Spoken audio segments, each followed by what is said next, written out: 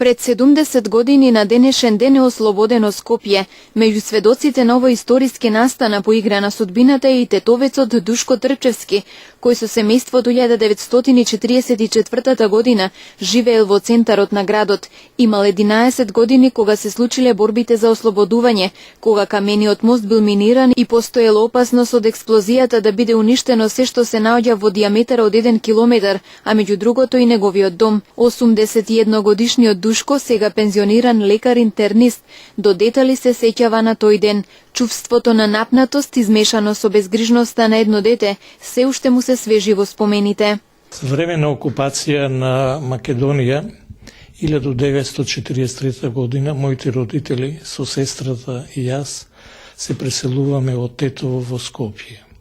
Бевме сместени во еден стан до црквата Свети Димитрија. Набрзо потоа почнаја бомбардирањата на Скопје од страна на сојузничката авиација. За тоа време се криевме во скривниците под калето на Скопје. Овие бомбардирања стануваа се почести и потолку време траеја временски.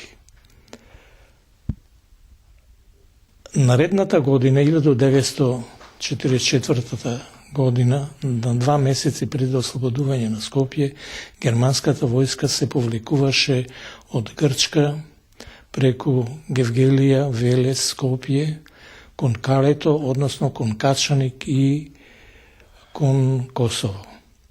Сето тоа ствараше една вознемиреност каде луѓето, но воедно и радост од се наближува крајот на војната и ослободување на Македонија од фашистичката окупација.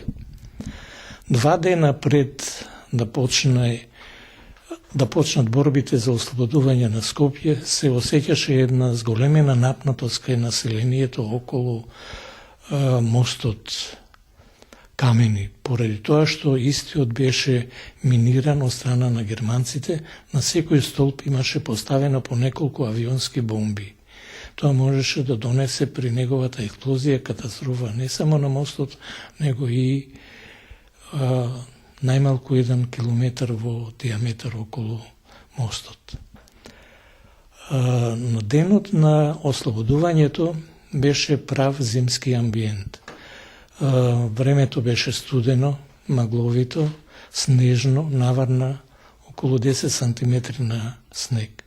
Борбите почнаја рано наутро околу 6,5 саатот со надоваѓање на партизанските војски на Македонија од страна на Китка планина, водно и од кај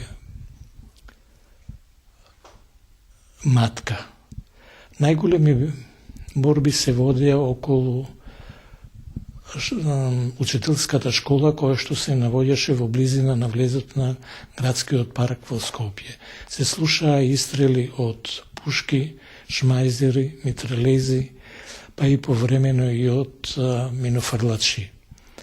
Борбите траеја непрекинато некаде до 15-16 часот.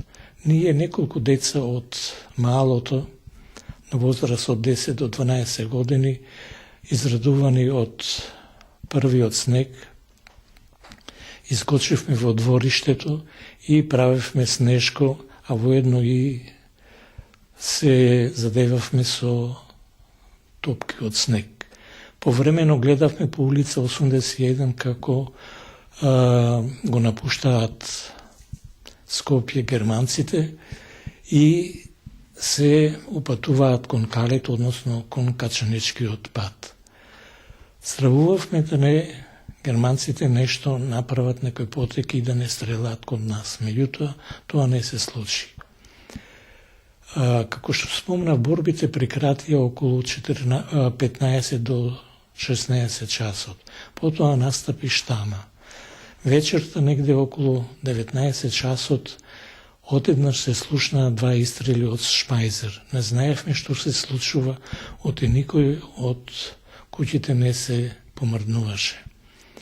Ноќта ја исчекувавме во страв да не дојде до експлозија на камениот мост, бидејќи нашата куќа се наоѓаше во близина на истиот. Меѓутоа, тоа не се случи. Најболниот момент од неговите спомени за ослободувањето на Скопје е личното сведоштво на едно 11-годишно момче за 13 убиени цивили чии тела утрото по ослободувањето лежеле на плочникот на камениот мост. Поради ова доктор Душко бара да се врати надписот кој се наоѓал на десната страна од мостот, а било отстранет со градежните работи последниве години. Утрото на 14 ноември гледаме како партизанските војски на Македонија навлегуваат кон левата страна на Вардар.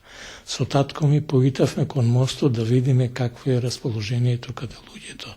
Меѓутоа што ќе видиме на крајниот дел од десната страна на камениот мост насобран ни голем број на луѓе, меѓу кои и родбините на погинатите кои што беа поставени 13 луѓе на плочникот до камениот мост. Тагува, плачеа, ги колнеа, непријателите што го извршија ова злодело на невините луѓе на Скопје. Не кажуваат дека тоа не биле германци, облечени во германска униформа, него луѓе во поинаква униформа и не зборувале. Најверојатно се работело за луѓе соработници на германците, окупаторот, кои што помага на отстапнината на истите од Скопје.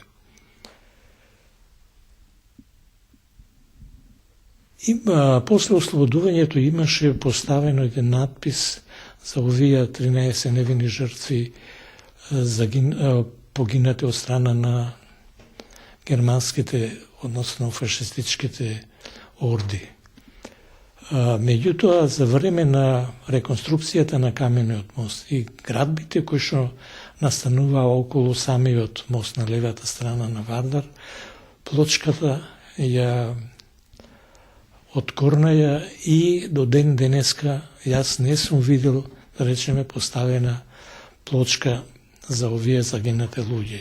Целта ми е да се упати апел до надлежните институции да ги пронајдат имењата во архивите, да направат некои обележја. Јас мислам дека би требало да направат и паметник за истите, да се сеќаваат луѓето за невините 13 жртви при ослободувањето на Скопје. По ослободувањето на Скопје Душко продолжил да живее во градот, се оженил со скопјанка, за да во 1962 година се врати со целото свое семејство на корените во Тетово. По враќањето 5 години работел во амбулантата на тогашниот текстилен комбинат Тетекс, пошто почнал и со специјализација за доктор-интернист. Продолжил со работа во Тетовската болница, од каде и се пензионирал. Денес доктор Трпчевски мирно ги живее пензионерските денови, подготвен на секој млад колега во неговата докторска професија да му подели некој совет за успешна кариера.